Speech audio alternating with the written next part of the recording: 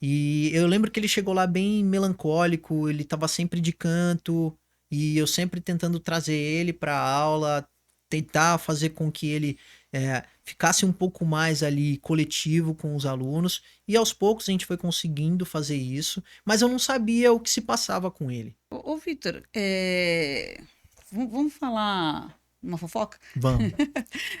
Fala aí pra gente algum testemunho de algum aluno seu importante que teve mudança de vida, algo que tipo marcou de repente a sua vida dentro da sua profissão. Vamos lá. Nós temos o caso da Bia, que foi um Sim, caso relacionado à ansiedade sim. e depressão também. Nós temos um caso do Rogério, que foi um aluno meu na época que eu dava aula no CrossFit Baixada, que era aqui Uhum, na Demar de Barros também, dos meus amigos Fábio e Vinícius. E ele estava num processo de depressão muito grande, uhum, tentou tirar a vida algumas vezes. E a última cartada dele, assim, foi se matricular no CrossFit Baixada na época. sim. E eu lembro que ele chegou lá bem melancólico, ele tava sempre de canto, e eu sempre tentando trazer ele pra aula, tentar fazer com que ele ficasse um pouco mais ali coletivo com os alunos, e aos poucos a gente foi conseguindo fazer isso, mas eu não sabia o que se passava com ele, né? Eu simplesmente fazia o meu trabalho da melhor forma para que ele saísse dali um pouco melhor. E depois de alguns meses, né, um ano mais ou menos, ele foi treinar e essa aula estava vazia. Eu dava aula à tarde, então às vezes estava cheia, às vezes estava vazia e essa aula só tava ele. E aí ele fez a aula todinha e quando acabou a aula ele veio me agradecer e me abraçou, chorou, falando que ele tinha tentado tirar a vida algumas vezes por conta da depressão.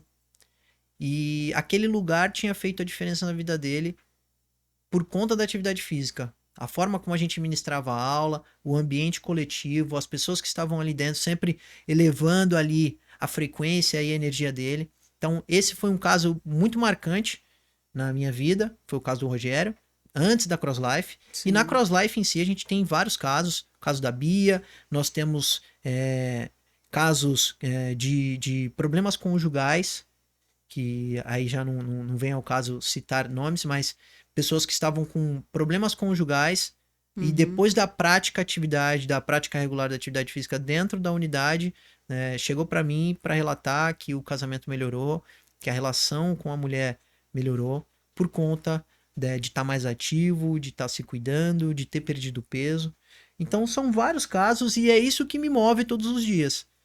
Porque a gente escuta falar de que quando a gente trabalha com aquilo que a gente gosta, a gente não trabalha em momento algum. Sim. Isso pra mim é uma mentira. Eu não acredito nisso porque todo tipo de trabalho é estressante e exaustivo. Uhum. E principalmente quando você lida com pessoas. Lidar com pessoas é muito difícil. Mas o que me move e o que me faz continuar é esse tipo de relato. Sim. De pessoas que tentaram tirar a vida, de pessoas que estavam tomando remédio controlado, de pessoas que estavam com problemas conjugais, de pessoas que passaram a viver melhor por conta ou do meu treinamento personalizado ou por conta do nosso treinamento dentro da CrossLife. Mas esses casos são muito mais frequentes dentro da unidade, dentro da CrossLife, porque quando uma pessoa ela te procura para fazer um treinamento personalizado, é muito difícil ela estar passando por algum tipo de problema. Uhum. Mas o problema ele acontece no decorrer do processo.